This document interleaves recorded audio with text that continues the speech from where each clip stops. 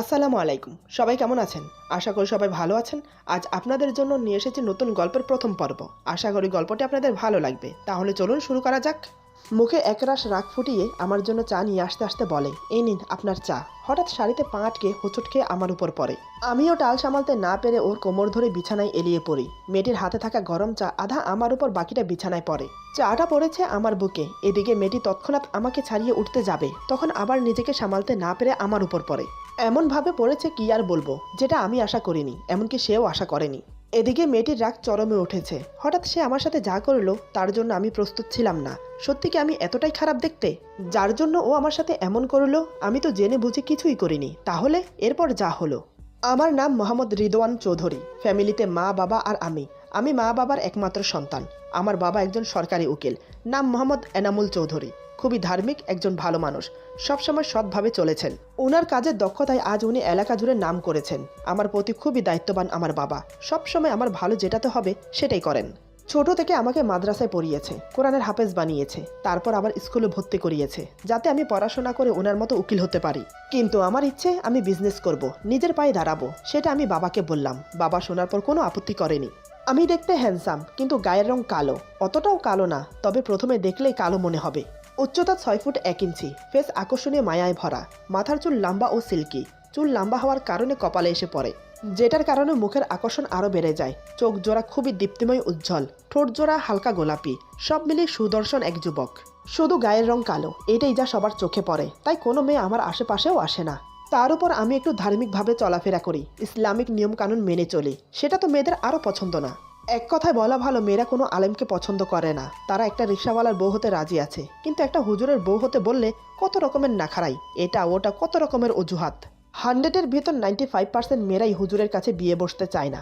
যাই হোক, দেখতে দেখতে আমি পড়াশোনা কমপ্লিট করে নিজের বিজনেস শুরু করলাম। সৎ পথে চলে খুবই নিষ্ঠার সাথে বিজনেসে উন্নতি করলাম। আমার এই উন্নতিতে মা বাবা অনেক খুশি। এভাবে কেটে গেল আরও একটা বছর। এবার মা বাবা পড়ল আমার পিছে। তাদের উদ্দেশ্য আমাকে বিয়ে করানো। কিন্তু আমার মতো ছেলেকে বউ কে দেবে? আমি দেখতে কালো, এই নিয়ে 5টা মেয়ে আমাকে রিজেক্ট করেছে, কারণ আমি দেখতে কালো, তার উপর হুজুরের মতো নিয়মকানুন মেনে চলি। এটা শুনে সাথে সাথে মেয়েরা আমাকে রিজেক্ট করে দেয়। বিয়ে করব না বলে হাল ছেড়ে দিয়েছি, কারণ আমার মতো কালো ছেলেকে কে বিয়ে করবে? কিন্তু আমার মা বাবা হাল ছাড়েনি। তাদের বিশ্বাস আমার জন্য রাজকুমারী নিয়ে আসবে। এটা কখনো হয় বলুন? আমি বিয়ের টেনশন ছেড়ে নিজের কাজে মন দিলাম। এভাবে প্রায় বেশ কয়েক মাস কেটে গেল। এর মাঝেও আরও কয়েকটা মেয়ে দেখা হয়ে গেছে, সেখানেও আমাকে রিজেক্ট করে দিয়েছে। জীবনে এই প্রথম দেখলাম যে মেয়ে পক্ষ ছেলেকে রিজেক্ট করে। আল্লাহর যেমন পছন্দ আমাকে ঠিক তেমনই বানিয়েছে। আমি কালো, সেটাতে আমার কোনো হাত নেই, না আমার মা বাবার কোনো হাত আছে। আমাকে সৃষ্টি করেছে সৃষ্টিকর্তা, যিনি এই দিন দুনিয়ার মালিক। তার চোখে আমাকে যেভাবে ভালো লেগেছে ঠিক সেভাবে সৃষ্টি করেছে আমাকে। তার পছন্দকে আমি অপছন্দ করতে পারি না। আমি কালো, তাতে আমার কোনো আফসোস নেই, কারণ আল্লাহ তাআলা নিজে পছন্দ করে আমাকে সৃষ্টি করেছে। তাই আমি আল্লাহর দরবারে শুকরিয়া জানাই। আমাকে কে পছন্দ করলো না করলো তাতে আমার কিছু যায় আসে না। আমি যেমন আছি একদম ঠিক আছি। আর আমার ভাগ্যে যদি বিয়ে থাকে তাহলে হবে। যার সাথে আল্লাহ কলম মেরে রেখেছে তার সাথেই হবে। আমি জানি আমার বিয়ে নিয়ে মা বাবা খুব টেনশনে আছে, যেটা আমাকে বুঝতে দেয় না। সবসময় হাসি মুখে আমাকে বলে, তুই কোনো চিন্তা করিস না বাবা, তোর জন্য এমন মেয়ে নিয়ে আসবো তাকে দেখে যেন সবার হুঁশ উড়ে যায়। বাবা মার কথা শুনে শুধু মুচকে হাসতাম, কিন্তু মুখে কিছু বলতাম না, কারণ আমি জানি সেটা কখনোই সম্ভব না। আমি কি কোনো রাজপুত্র নাকি যে আমার জন্য রাজকন্যা আসবে? এভাবে আরও বেশ কিছুদিন কেটে যায়। একদিন বিকেলে অফিস থেকে বেরিয়ে আমার 2 বন্ধুকে নিয়ে কফি শপে বসে গল্প করছি। আমাদের মাঝে নানান বিষয় কথা হচ্ছে। এমন সময় হঠাৎ মায়ের ফোন আসে। ফোন করে বলে এখনই বাসায় আসতে। কি হয়েছে ব্যাপারটা কিছুই বুঝতে পারলাম না। এখন হঠাৎ বাসায় যেতে বলছে কেন? আমি আর দেরি না করে বাসায় চলে গেলাম। গিয়ে দেখি একজন মধ্যবয়সী ভদ্রলোক বসে আছে। আমি তাকে চিনি না, এমনকি কখনো দেখিও নি। আমি ওনাকে সালাম দিয়ে পাশে বসলাম। পরে মা পরিচয় করিয়ে দিল। মায়ের দূর সম্পর্কের কোনো আত্মীয় হয়। আসলে উনি এসেছেন আমার বিয়ের ব্যাপারে। কিভাবে যেন জানতে পেরেছে আমার জন্য মেয়ে দেখছে। সাথে করে উনি একটা মেয়ের ছবিও নিয়ে এসেছে। মাকে দেখাতে মায়ের পছন্দ হয়ে যায়। আমি আসতে মা আমাকে ছবিটা দেখায়। মা বলে, দেখ বাবা, তোকে বলেছিলাম না তোর জন্য রাজকুমারী নিয়ে আসবো। এই দেখ, মেয়েটি কোনো রাজকুমারী থেকে কম না, কি সুন্দর দেখতে, মাশাআল্লাহ। আমি ছবিটা হাতে নিয়ে ছবির দিকে তাকাতেই আমার চোখ আটকে গেল। এই নিয়ে কম মেয়ে দেখিনি আমি, কিন্তু এত সুন্দরী মেয়ে আগে দেখিনি। কয়েক মুহূর্ত বিস্ফারিত চোখে তাকিয়ে রইলাম। হঠাৎ সম্বিত ফিরল মায়ের কথায়। মা বলে, কি রে, মেয়ে পছন্দ হয়েছে? আমি ছবিটা মায়ের হাতে দিয়ে মুচকি একটা হাসি দিয়ে বললাম, মা, আমার পছন্দে কি আসে যায়? হয়তো দেখবে এনারাও তোমার ছেলেকে অপছন্দ করছে। প্লিজ মা, এবার অন্তত বন্ধ করো মেয়ে দেখা। আমাদের মা ছেলের কথার মধ্যে আঙ্কেল বলে ওঠে, বাঁচা মরা যেমন আল্লাহর হাতে, ঠিক তেমনি মানুষের বিয়েও আল্লাহর হাতে। এমনটাও তো হতে পারে এই মেয়েই তোমার বউ হলো, বলা তো যায় না কখন কি হয়। মেয়ের মা বাবা ভালো, ভদ্র, ধার্মিক এবং চরিত্রবান এমন একটা ছেলে খুঁজছে তারা। যেমন ছেলে তারা খুঁজছে তুমি ঠিক তেমন ছেলে। গায়ের রঙে কি আসে যায় বাবা? গায়ের রং আর যৌবন এগুলো তো ক্ষণিকের মোহ, আজ আছে কাল নেই। তুমি কোনো চিন্তা করো না, সব ঠিক হয়ে যাবে। সেদিন লোকটা আরো কিছুক্ষণ কথা বলে আমার একটা ছবি নিয়ে চলে গেল মেয়ের পক্ষকে দেখাবে বলে। যখন আমার ছবি মেয়ের মা বাবার হাতে পড়লো, জানি না কিভাবে তারা আমার ছবি দেখে আমাকে পছন্দ করলো। মেয়েকে যখন মেয়ের মা ছবি দেখালো, তখন মেয়েটি আমার ছবি হাতে নিয়ে আমার ছবির দিকে তাকিয়ে চোখ দুটো রসগোল্লার মতো করে নিল। এখনই যেন ঠিকরিয়ে বেরিয়ে এসে পড়বে। মেয়েটির মুখে যেন কোনো কথাই বের হচ্ছে না।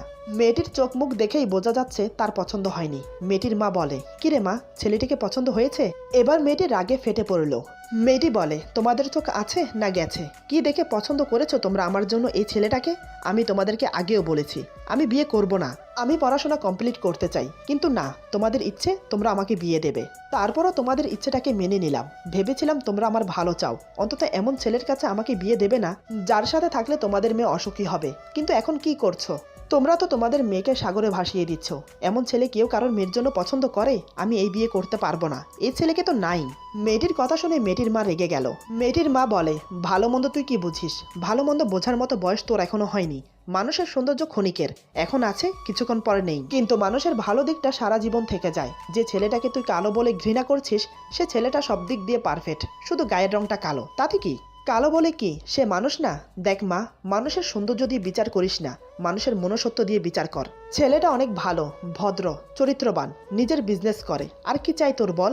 এখন তুই যাকে কালো বলে ঘৃণা করছিস, একদিন তুই বুঝবি যে ওর সাথে আমরা তোকে বিয়ে দিয়ে কোনো ভুল করিনি। সেদিন তোর আফসোস হবে তোর বলা কথাগুলো নিয়ে। দেখ মা, সব মা বাবাই চায় তাদের মেয়েকে ভালো একটা ছেলের হাতে তুলে দিতে। আমরাও তা চাই, যাতে আমাদের মেয়েটা সুখে শান্তিতে থাকতে পারে। সেজন্যই আমরা এই ছেলেকে তোর জন্য যোগ্য মনে করেছি। আমাদের বিশ্বাস তুই ওর সাথেই সুখে থাকবি। দেখ মা, অমত করিস না। মেয়েটি বলে, তাই বলে মা এমন একটা ছেলের সাথে আমাকে বিয়ে দেবে যাকে নিয়ে যেখানে সেখানে আমাকে অপমানিত হতে হবে? না মা, আমি এই ছেলেকে বিয়ে করতে পারবো না। মেয়েটির মা বলে, আমরা যখন পছন্দ করেছি এই ছেলেটাকে, তখন তোকে এই ছেলেকেই বিয়ে করতে হবে। তোর বাবাকে তো তুই চিনিস, তাই কথা না বাড়িয়ে রাজি হয়ে যা। আর এমনিতেও আমরা কথা দিয়ে ফেলেছি। মেয়েটি বলে, আমাকে না জিজ্ঞেস করে তোমরা কথা দিয়ে ফেললে? মেয়েটির মা বলে, আমরা তোর গার্জিয়ান, আমাদের জবানের কি কোনো মূল্য নেই? মেয়েটি বলে, আমি সে কথা বলছি না মা, আমি তো। মেয়েটির মা বলে, অনেক কথা হয়েছে, আর কোনো কথা নয়। তোর বিয়ে যদি হয় এই ছেলের সাথেই হবে, এটাই শেষ কথা। এই বলে মেয়েটির মা হনহন করে চলে গেল। মেয়েটি সেখানে আহাম্মকের মতো বসে মা চলে যাওয়ার দিকে তাকিয়ে আছে। মা চলে যাওয়ার পর বালিশ বুকে নিয়ে কান্না শুরু করে দেয়। এদিকে আমরা যাব মেয়েকে দেখতে। আমি মনে মনে ভাবলাম, এই উসিলায় মেয়েটির সাথেও কথা হবে আমার, জিজ্ঞেস করবো সে এই বিয়েতে রাজি কিনা। একদিন সময় করে গেলাম মেয়েকে দেখতে। মা, বাবা, আমি আর আমাদের সাথে সেই আঙ্কেল। প্রায় 15-20 মিনিট বসার পর মেয়েটিকে নিয়ে এসে আমাদের সামনে বসালো। ছবির থেকেও মেয়েটি বাস্তবে অনেক সুন্দর। মা বাবা মেয়েটির সাথে দুই একটা কথা বলল, কিন্তু আমি কোনো কথা বলিনি। ভেবেছিলাম মেয়েটির সাথে একান্ত আলাদাভাবে কথা বলবো। বেশ কিছুক্ষণ বসার পর মেয়েটিকে ভেতরে নিয়ে গেল। আমি মায়ের কানে ফিস করে বললাম, মা, আমি মেয়েটার সাথে আলাদাভাবে কথা বলতে চাই। আমার কথা শুনে মা মেয়ের বাবাকে বলল, কিন্তু মেয়ের বাবা এক কথায় না করে দিয়েছে। তিনি বলেন, এখন কথা বলার কি প্রয়োজন? এমনিতেও আমার মেয়ে অনেক লাজুক, আলাদা কথা বলতে চাইবে না। আমরা ওকে জিজ্ঞেস করেছি, ও এই বিয়েতে রাজি আছে। আপনারা কোনো চিন্তা করবেন না। এসব বলে তিনি কথা এড়িয়ে গেলেন, কারণ তিনি জানেন মেয়ের সাথে কথা বললে সব পণ্ড হয়ে যাবে, এই বিয়ে আর হবে না। তাই তিনি আমাকে কথা বলতে দেয়নি। আমিও কি বেকুব, এই সহজ কথাটা আমার মাথায় আসলো না। তারপর আমাদের বিয়ের দিন তারিখ ঠিক হলো। মেয়ের বাবা বেশি দেরি করতে চায় না, বিয়েটা তাড়াতাড়ি সেরে ফেলতে চায়। কারণ মেয়ে যদি আবার জিদ ধরে বসে বিয়ে করবে না, তখন মান সম্মান আর থাকবে না। বিয়ে ঠিক হলো আগামী শুক্রবার। এই অল্প সময়ের মধ্যে কি করা যায়? তারপরে সবকিছু ঠিকঠাকভাবে চলছে। দেখতে দেখতে বিয়ের দিন চলে এলো। পুরো বাড়ি খুব সুন্দর করে ডেকোরেট করা হয়েছে, ফুলে ফুলে সাজানো হয়েছে চারিপাশ। তার সাথে অনেক রকমের লাইটের বাহার, সুসজ্জিত, নিখুঁতভাবে সবকিছু পারফেক্টলি আয়োজন করা হয়েছে। কোনো দিকে কোনো খামতি রাখেনি। এত অল্প সময়ের মধ্যে এত কিছু করা খুবই অসম্ভব ছিল, কিন্তু আমার বাবা আমার বিয়েতে কোনো কিছুর অপরণ রাখতে চায়নি। এদিকে আমার মনে খুশির লাড্ডু ফুটছে। অনেক অপেক্ষার পর একজন জীবনসঙ্গিনী পেতে চলেছি, ঠিক আমার মনের মতো। সৌন্দর্যের দিক দিয়ে আমার মনের মতো হলেও কিন্তু এখনো পর্যন্ত এটা জানি না তার স্বভাব চরিত্র কেমন। সেটা কি আমার মনের মতো হবে? এটা নিয়েও একটু চিন্তিত আছি। সে যদি সেরকম না হয় তাতে কি, পরে না হয় নিজের মনের মতো করে গড়ে নেব। আমি বেশ খুশি এই বিয়েতে এবং তাকে পাওয়ার আশায়। ওইদিকে মেয়েটি মা বাবার উপর একরাশ অভিমান নিয়ে বিয়ের সব নিয়ম কানুন পালন করছে। তার চোখের কোণায় কিছুক্ষণ পর পর জল চিকচিক করছে। সেটা কাউকে বুঝতে না দিয়ে শাড়ির আঁচল দিয়ে চোখের কোণা মুছে নিচ্ছে। মুখে কোনো হাসি নেই, একরাশ দুঃখ কষ্ট উদাওমান। অপছন্দনীয় একজন মানুষের সাথে সারা জীবন থাকতে হবে, এটা ভেবে যেন বুকের ভেতরটা কেঁপে উঠছে। মেয়েটি মনে মনে এসব ভাবছে আর নীরবে চোখের পানি ফেলছে। এদিকে ওর বান্ধবীরা ওকে সাজাতে ব্যস্ত। মেয়েটিকে সাজাচ্ছে আর আমার ব্যাপারে নানান রকম প্রশ্ন করছে। আমি দেখতে কেমন, আমি কি করি, আমাকে সে দেখেছে কিনা, আমাকে তার পছন্দ হয়েছে কিনা, আরো নানান রকমের বিষয়। মেয়েটি সবকিছু চুপচাপ শুনে যাচ্ছে, কোনো কথা বলছে না। কি বলবে সে? আমার বর কালো, তাই চুপচাপ বসে আছে। এমনিতেও একটু পরে আমাকে দেখতে পাবে। এদিকে আমরা বরযাত্রী নিয়ে মেয়েদের বাড়িতে পৌঁছে গেছি। মেয়ের বাড়ির আত্মীয় স্বজন আমাকে দেখে কানাঘোষা করতে লাগলো। হায় আল্লাহ, ছেলে তো দেখতে একদম কালো, কি দেখে যে মেয়েটিকে এই ছেলের কাছে বিয়ে দিচ্ছে। অপরজন বলে, কি দেখে দেবে, হয়তো ছেলেরা অনেক পয়সাওয়ালা। অন্য একজন বলে, ছেলেরা পয়সাওয়ালা হয়েছে তো তাতে কি হয়েছে, মেয়েরাও কি কম পয়সাওয়ালা নাকি। অন্য একজন বলে, তাহলে কি দেখে ছেলেটার কাছে মেয়েটাকে বিয়ে দিচ্ছে। অপর একজন বলে, ভাগ্য, সবই ভাগ্য, কার ভাগ্যে কোথায় লেখা আছে কে জানে। তবে যাই বলো ভাই, ছেলেটা কিন্তু ভালোই ডান মেরেছে, কিন্তু মেয়েটির কপাল পুড়ল। সারা জীবন এই কালো ছেলেটার সাথে সংসার করতে হবে। আরো কত নানান রকমের কথা শুনতে পাচ্ছি। এরই মধ্যে মেয়ের বান্ধবীরাও আমাকে এসে দেখে গেল। আমাকে দেখা মাত্রই সবার মুখ কালো হয়ে গেল। এক মুহূর্ত না দাঁড়িয়ে চলে গেল ভেতরে। ভেতরে গিয়ে সবাই মেয়েটির পাশে বসে পড়ল। কারো মুখে কোনো কথা নেই, সবাই মেয়েটির দিকে তাকিয়ে রইল। এবার সবাই বুঝতে পারলো এতক্ষণ যাবৎ মেয়েটি কেন মুখ কালো করে বসে আছে। কেউ জিজ্ঞেস করতে সাহস পেল না কেন এই বিয়েটা করছে, কারণ ওরা কাটা গায়ে নুনের ছিটা দিতে চায় না। বান্ধবীর মনের অবস্থা বুঝতে পারছে, ওর যে এই বিয়েতে মত নেই সেটাও বেশ ভালো করেই বুঝতে পারছে। তাই এই নিয়ে আর ঘাটালো না। নানান মানুষ নানান কথা বলতে লাগলো আশেপাশে। সবকিছুকে উপেক্ষা করে আমাদের বিয়ের কাজ সম্পূর্ণ হলো। প্রায় 1 ঘন্টা লেগে গেল মেয়ের মুখ থেকে কবুল বলাতে। এক প্রকার জোর করেই যেন কবুল বলানো হয়েছে ওকে। এসব আমি কিছুই জানতাম না। তারপর সবার থেকে বিদায় নিয়ে ওকে নিয়ে গাড়িতে বসলাম। গাড়ি চলতে শুরু করলো। আমার পাশে মেয়েটি বসে কান্না করছে। ভাবলাম হয়তো মা বাবাকে ছেড়ে যাচ্ছে তাই কান্না করছে, কিন্তু আমি কি করে জানবো আমাকে পছন্দ হয়নি বলেই কান্না করছে। যাই হোক, বউ নিয়ে বাড়ির দিকে রওনা দিলাম। সরি, ভুল বললাম, বউ তো বটে, কিন্তু বউ নামক নরক যন্ত্রণা সাথে নিয়ে যাচ্ছি সেটা আমি ঘুণাক্ষরেও জানতাম না। আজ থেকে আমার দুঃখের যাত্রা শুরু। একসময় আমরা বাড়িতে পৌঁছে গেলাম। গাড়ি থেকে নামার পর মেয়েটিকে তার নির্ধারিত রুমে নিয়ে গিয়ে বসালো। আমি একটা চেয়ার টেনে সামিয়ানার সামনে বসে পড়লাম। শরীরটা খুবই ক্লান্ত লাগছে। তার সাথে ওই বাড়িতে শোনা কথাগুলো মাথায় ঘুরপাক খাচ্ছে। মানুষ মানুষকে নিয়ে কত বাজে মন্তব্য করতে পারে, আজ নিজের চোখে দেখলাম ও শুনলাম। আরো কিছু ভাববো তার আগেই আমার বন্ধুরা আমাকে ঘিরে ধরে। সাগর বলে, কি রে দোস্ত, তুই তো এমন ছক্কা মারলি একদম বাউন্ডারির বাহিরে, কি করে এই মেরাকেল করলি দোস্ত। সিয়াম বলে, হ্যাঁ রে দোস্ত, এই স্বর্গের পরি কিভাবে পাইলি, তোর কি ভাগ্য মাইরি। রানা বলে, দোস্ত সত্যি বলতে তোর বউকে দেখে না আমার খুব হিংসা হচ্ছে তোকে। তোর বউয়ের তুলনায় আমাদের বোরা তো কিছুই না, সত্যি কোনো এক রাজকুমারী থেকে কম না। কি করে করলি রে ভাই, একটু বল না আমাদের। আমি বললাম, তোরা চুপ করবি, সেই কখন থেকে প্যাট করে যাচ্ছিস, আমাকে বলার সুযোগও দিচ্ছিস না। আর আমি কিছু করিনি। মার দুঃসম্পর্কের আত্মীয় এই বিয়ের প্রস্তাব নিয়ে আসে, তারপর আর কি দেখা দেখি হলো, তারপর বিয়ের তারিখ ফাইনাল হলো। রানা বলে, তোকে দেখে মেয়েটা রাজি হলো। ওর কথা শুনে আমি ওর দিকে তাকালাম। আমি কেন তাকিয়েছি ব্যাপারটা বুঝতে পেরে রানা বলে, তুই যেটা ভাবছিস আমি সেটা বলছি না। তুই যেমনই হ তাতে কি, তুই আমাদের বন্ধু ছিলি, সারা জীবন থাকবি, এটা নিঃসন্দেহে। কিন্তু এই নিয়ে কয়টা বিয়ে ভেঙেছে তা তো আমরা সকলেই জানি, তাই জিজ্ঞেস করছিলাম, তুই কিছু মনে করিস না। আমি বললাম, দেখ মেয়েটিকে আমি দেখতে গিয়েছি শুধু, ওর সাথে আমার কোনো কথা হয়নি। সিয়াম বলে, তাহলে তুই মেয়েটার সাথে কথা বলিসনি, মেয়েটিও তোর সাথে কথা বলেনি। আরে ইয়ার, এ তো পুরোই কনফিউজ। আমি বললাম, আসলে আমি চেয়েছিলাম আলাদাভাবে কথা বলতে, কিন্তু মেয়েটির বাবা আমাকে কথা বলতে দেয়নি। আরো বিয়েটা খুব তাড়াতাড়ি করানোর জন্য প্যারা দিচ্ছে। এত তাড়াতাড়ি কেউ বিয়ে করে?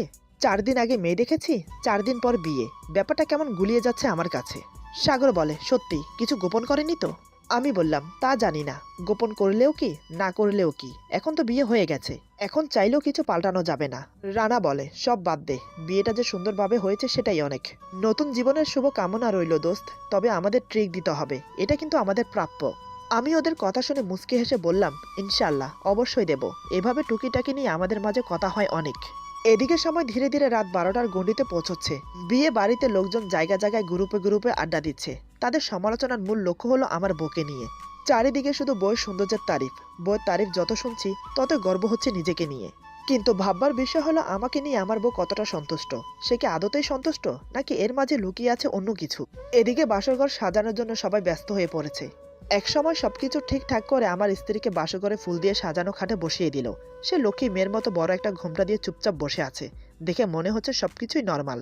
আমার বন্ধুরা সবাই আমাকে নিয়ে এলো বাসরঘর সাজানো হয়েছে সেই রুমের দরজার কাছে।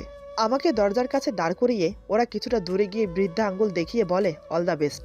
কিন্তু আমার ভেতরে যেতে দ্বিধাবোধ হচ্ছে, কেন জানি না নার্ভাস ফিল হচ্ছে। আমি সেখানে দাঁড়িয়ে বুকে একটু থুথু দিলাম। এটা দেখে আমার বন্ধুরা সবাই হাসছে। রানা তো বলেই দিল, আরে ভাই তুই বাসর ঘরে যাচ্ছিস, কোনো জেলখানায় নয়, কিসের এত ভয় পাচ্ছিস বলতো? যা ভেতরে যা, নাকি আমরা তোকে ভেতরে নিয়ে গিয়ে দিয়ে আসবো। আমি বললাম, এই তোরা এমন করছিস কেন? তোদের অভিজ্ঞতা আছে, আমার কোনো অভিজ্ঞতা নেই, আমি এই প্রথম, তাই একটু নার্ভাস ফিল করছি। সাগর বলে, সবাই প্রথমবার থাকে, আমরাও তোর মতো প্রথমবারই ছিলাম, তবে তোর মতো এত ভয় পাইনি। ভিতর ডিম একটা, যা তো ভেতরে যা, ভাবি ওয়েট করছে তোর জন্য, বেশি দেরি করলে আবার ঘর থেকে না বের করে দেয়। এই বলে সবাই হাসতে লাগলো। আমার রাগ হচ্ছে প্রচুর। আমি আর কোনো বাক্য ব্যয় না করে রুমে প্রবেশ করে দরজা লাগিয়ে দিলাম। এদিকে আমার 3 বন্ধু আমার কাণ্ড দেখে হেসেই চলেছে। আমি রুমে প্রবেশ করে দরজার সামনে দাঁড়িয়ে রইলাম। কি করব, কিভাবে শুরু করব সেটাই বুঝতে পারছি না। আমার বউ, আসলে শুরু থেকেই আমার বউ এই মেয়েটি বলেই যাচ্ছি, ওর নামটা পর্যন্ত এখনো বললাম না। আসলে ওর নাম মোসাম্মদ হুমায়রা আক্তার হিমু, আদর করে সবাই ওকে হিমু ডাকে। যাই হোক, হিমু লম্বা একটা ঘোমটা দিয়ে জোরো সোরো হয়ে বসে আছে খাটের উপর। আমি ধীরে ধীরে ওর পাশে গিয়ে বসলাম। কিছু না বলে ওর ঘোমটা সরানোর জন্য হাত বাড়াতেই হঠাৎ হিমু ঘোমটা সরিয়ে আমার দিকে তাকায়। সুন্দর ফর্সা মুখটা মুহূর্তে রণমুক্তি ধারণ করেছে, চোখে মুখে ফুটে উঠেছে অসংখ্য রাগ। আমি ওর চেহারা দেখা মাত্রই কিছুটা পিছিয়ে এসে বসি। আমার কাছে খুব অবাক লাগছে, ও আমার দিকে এমন করে তাকিয়ে আছে কেন? হিমু কিছু বলছে না, সে একই দৃষ্টিতে আমার দিকে তাকিয়ে আছে। আমি বললাম, কি হয়েছে আপনার? আপনি এমন করে তাকিয়ে আছেন কেন? আমি কি কোনো ভুল করেছি? এবার ওর রাগ ফেটে পড়ল আমার উপর। হিমু বলে, এত কিছু করার পরেও আপনি আমাকে জিজ্ঞেস করছেন কি হয়েছে, আমি কি কোনো ভুল করেছি? আমি বললাম, আমার জানা মতে আমি তো কিছু করিনি। তাহলে? হিমু বলে, আচ্ছা আমি ছাড়া আর কোনো মেয়েকে পানি ফাঁসানোর জন্য শেষেমেশে আমার জীবনটাই নষ্ট করতে হলো? সুন্দরী মেয়ে দেখেছেন কিনা অমনি গলায় ঝুলে পড়লেন। আচ্ছা একটা কথা বলুন তো, আপনার সাথে আমাকে যায়? কোথায় আমি, কোথায় আপনি? আয়নায় একবার নিজের চেহারা দেখেছেন? দেখতে কেমন লাগে আপনাকে? আমার মতো মেয়ে আপনি ডিজার্ভ করেন? একবার বলুন তো। মেয়ে দেখতে গিয়ে বিয়ের কথা পাকা করে ফেললেন। একবারের জন্য আমার সাথে কথা বলে দেখেছেন আমি এই বিয়েতে রাজি কিনা? অমনি মেয়ে পছন্দ হলো আর সাথে সাথে তাড়াতাড়ি বিয়ের তারিখ পাকা করে ফেললেন। একবারের জন্য জানার প্রয়োজন মনে করলেন না যে মেয়েটির সম্মতি আছে কিনা। একটানা কথাগুলো বলে চুপ হয়ে গেল হিমু। আমি তো বাকরুদ্ধ হয়ে চুপচাপ সবগুলো কথা হজম করে গেলাম। অনিচ্ছা থাকা সত্ত্বেও মুখে একটা মলিন হাসি ফুটিয়ে বললাম, দেখুন আপনি আমাকে ভুল ভাবতেছেন। আপনি যা ভাবছেন তা কিছুই না। আমি বারবার চেয়েছি আপনার সাথে কথা বলতে, এটা জানতে চেয়েছি আপনি রাজি কিনা, কিন্তু আপনার বাবা কোনোভাবেই আপনার সাথে আমাকে কথা বলতে দেয়নি। এবার আপনিই বলুন আমি কি করব? হিমু বলে, কি তার মানে বাবাই সবকিছু করেছে? আমার বাবার মাথায় যে কি ঢুকেছে কে জানে, কিভাবে যে আপনার মতো একটা ছেলেকে পছন্দ করলো আমার জন্য কে জানে, কি দেখেছে উনি আপনার মাঝে সেটাই ভেবে পাচ্ছি না। আমি বললাম, দেখুন যা হবার হয়ে গেছে, এসব নিয়ে এখন তর্ক করলে কিছুই আগের মতো ঠিক হবে না। তাই বলছি। আমার কথা শেষ হতে দিল না, তার আগেই হিমু বলে, আপনি কি চাইছেন এসব ভুলে গিয়ে আপনার সাথে সংসার করব? কখনোই না। আমি মরে যাব, তারপর আপনার মতো ছেলেকে স্বামী হিসেবে কখনোই গ্রহণ করব না। আমি মুচকি একটা হাসি দিয়ে বললাম, আমি কখন বললাম যে আমাকে স্বামী হিসেবে মেনে নিয়ে সংসার করো? এই সরি, আপনাকে তুমি বলে ফেললাম। হিমু বলে, বয়স আপনার ছোট হব, তুমি করে বলতে পারেন, সমস্যা নেই। আমি মুখে হাসি রেখেই বললাম, অনুমতি দেওয়ার জন্য ধন্যবাদ। বলছি যে তোমার চেহারা দেখে বুঝতে পারছি সকাল থেকে পেটে কিছু পড়েনি, নিশ্চয়ই আমার উপর রাগ করে নাওয়া খাওয়া ছেড়ে দিয়েছো। তুমি ফ্রেশ হয়ে আসো, আমি বরং তোমার জন্য খাবার নিয়ে আসি। এই রুমের ওয়াশরুম ডান পাশে। এই বলে আমি উঠে চলে গেলাম ওর জন্য খাবার আনতে। আমার এত নর্মাল ব্যবহার দেখে হিমু বেশ অবাক হয়। সে মনে মনে বলে, লোকটাকে আমি এতগুলো কথা শোনালাম, লোকটা কোনো রিয়াক্ট করলো না, আর কিভাবে আমার মুখের দিকে তাকিয়ে বুঝে গেল আমি সকাল থেকে কিচ্ছু খাইনি। যাকগে, তাতে আমার কি? আমি তো ওর মতো ছেলেকে কখনোই স্বামী হিসাবে মেনে নেব না। কিছুক্ষণ পর আমি ওর জন্য খাবার নিয়ে উপরে আসি। খাবারগুলো ট্রেতে করে ওর সামনে দিয়ে বললাম, এই নাও, খেয়ে নাও। আমার সাথে রাগ করেছো ঠিক আছে, কিন্তু খাবারের সাথে রাগ করা একদম ঠিক না। খাবার হচ্ছে আল্লাহর নিয়ামত, তাকে উপেক্ষা করা একদমই ঠিক না। তাতে আল্লাহ তাআলা নারাজ হয়ে যায়। হিমু চোখ ছোট ছোট করে আমার দিকে তাকিয়ে বলে, আপনি কি আমাকে জ্ঞান দিচ্ছেন? একটা কথা বলে রাখি, আপনার জ্ঞানের ভান্ডার আপনার কাছেই রাখুন, যখন তখন আমাকে জ্ঞান দিতে আসবেন না, আর আমার আশেপাশেও যেন আপনাকে না দেখি। আমি মুচকে একটা হাসি দিয়ে বললাম, ঠিক আছে, খাবারটা খেয়ে নাও, ঠান্ডা হয়ে যাচ্ছে। আমার কথা শেষ না হতেই গোগ্রাসে গিলতে লাগলো খাবার। ওর খাবারের ধরন দেখে বুঝতে পারছি খিদে একদমই সহ করতে পারে না, আর খুব খিদেও পেয়েছে ওর। আমি বললাম, আস্তে, এভাবে খেলে গলায় আটকে যাবে। হিমু বলে, খুব খিদে লেগেছে, তাই আপনার এনে দেওয়া খাবার খাচ্ছি, তা না হলে আপনার হাতের কোনো কিছুই আমি স্পর্শ করতাম না। খাবো তো দূরের কথা, নিহাত আমি খিদে সহ করতে পারি না, তাই খাচ্ছি। আমি কিছু না বলে সোফায় গিয়ে শুয়ে পড়লাম। হিমু খাবার শেষ করে খাটে শুয়ে পড়লো। আমাদের মাঝে আর তেমন কোনো কথা হলো না রাতে। সকালে হিমু আমার আগে ঘুম থেকে ওঠে, তারপর ফ্রেশ হয়ে নিচে চলে যায়, কারণ আমার সাথে এক রুমে থাকতে ওর দম বন্ধ হয়ে আসছে। রুম থেকে বেরিয়ে গিয়ে ভেবেছে বেঁচে গেছে, কিন্তু নিচে যেতেই আমার মা ওর হাতে চা থামিয়ে দেয়, বলে চাটা আমাকে দিয়ে আসতে।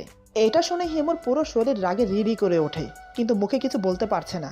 বাধ্য হলো আমার জন্য চা নিয়ে আসতে। ততক্ষণে আমি উঠে ফ্রেশ হয়ে বিছানায় বসে আছি। হিমু রুমে প্রবেশ করে একরাশ রাগ চোখে মুখে ফুটিয়ে বলে, এই নিন আপনার চা। কথাটা বলতে বলতে আমার দিকে এগোচ্ছে। হঠাৎ শাড়িতে পা আটকে আমার উপর এসে পড়ে। আমিও টাল সামালতে না পেরে ওর কোমর ধরে এলিয়ে পড়ি বিছানায়। ওর হাতে থাকা গরম চা অর্ধেক আমার উপর পড়ে, বাকিটা বিছানায় পড়ে। হিমু তৎক্ষণাৎ আমাকে ছেড়ে উঠতে যাবে, সে আবার নিজেকে সামালতে না পেরে আমার উপর পড়ে। কি বলবো, এবার আমি ওকে শক্ত করে জড়িয়ে ধরতে বাধ্য হলাম। ওর ঠোঁট আমার ঠোঁটের উপর, ওর বুকের দুটো মাংসপিণ্ড আমার বুকের সাথে লেপ্টে গেছে। হিমু দুই হাতে খামচে ধরেছে আমার ঘাড়, ঠোঁট জোড়া চেপে আছে আমার ঠোঁটের উপর। আমিও কিছু বুঝতে না পেরে ওর কোমর শক্ত করে জড়িয়ে ধরি। এমন কিছুর জন্য সে বা আমি কেউই প্রস্তুত ছিলাম না। হঠাৎ সে এমন একটা কাজ করলো যার জন্য আমি একটু প্রস্তুত ছিলাম না। এমনটা হবে আমি ভাবতেও পারিনি। এখানে আমার দোষটা কোথায় সেটাই বুঝতে পারছি না। এরপর যা হলো, আজকের গল্প এখানে সমাপ্ত। গল্পের বাকি অংশ পেয়ে যাবেন আগামী পর্বে। আশা করি গল্পটা আপনাদের ভালো লাগবে। যদি ভালো লাগে তাহলে লাইক, কমেন্ট এবং সাবস্ক্রাইব করে আমাদের পাশে থাকুন। সবাই ভালো থাকবেন, সুস্থ থাকবেন আর বন্ধুদের সাথে বেশি বেশি করে শেয়ার করবেন। আল্লাহ হাফেজ।